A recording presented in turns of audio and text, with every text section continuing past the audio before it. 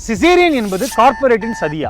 இந்த காணொலியை இறுதி வரை பாருங்கள், உங்களுக்கே புரியும். கருப்பையில் இருக்கும் ஒரு குழந்தை 95% தனது தாயின் பின்புறத்தை நோக்கியே தலையினை வைத்திருக்கும். சில குழந்தைகளோ இது போல புரண்டுவிடும். இந்த நேரத்தில் சுகப்பிரசவம் சாத்தியமா? பிரசவ நேரத்தில் ஒரு குழந்தையின் இதய துடிப்பு சீராக இருப்பது அவசியம். அப்படி இல்லை என்றால் சுகப்பிரசவம் நடக்கட்டும் என்று காத்திருக்க வேண்டுமா, இல்லை சிசேரியன் புரிந்து குழந்தையினை காப்பாற்ற வேண்டுமா? பிளாசென்டா பிரெவியா, அதாவது ஊட்டச்சத்துக்களை குழந்தைக்கு வழங்கி கழிவுகளையும் அகற்றும் நஞ்சுக்கொடி குழந்தை வெளிவராமல் தடுக்க நேரிட்டால் சுகப்பிரசவம் வேலைக்காகுமா? ஹெர்பிஸ் போன்ற பாலியல் நோய் ஒரு தாய்க்கு ஏற்கனவே இருந்திருந்தால் சுகப்பிரசவத்தின் போது அந்த பிஞ்சு குழந்தைக்கும் பரவிவிடும். சிசேரியன் செய்து அந்த குழந்தைக்கு பரவாமல் காப்பாற்ற வேண்டுமா, இல்லையா? லேபர் டிஸ்டாக்கியா, அதாவது அதிக நேரம் ஆகியும் குழந்தை வெளிவராமல் தொற்று ஏற்பட்டு தாய் சேய் இருவருக்கும் ஆபத்தினை ஏற்படுத்தும். இந்த நேரத்தில் சுகப்பிரசவம் சாத்தியமா? எனவே முன்னோர்கள் என்று வீண் பேச்சு பேசாமல் சிந்தித்து செயல்படுவோம்.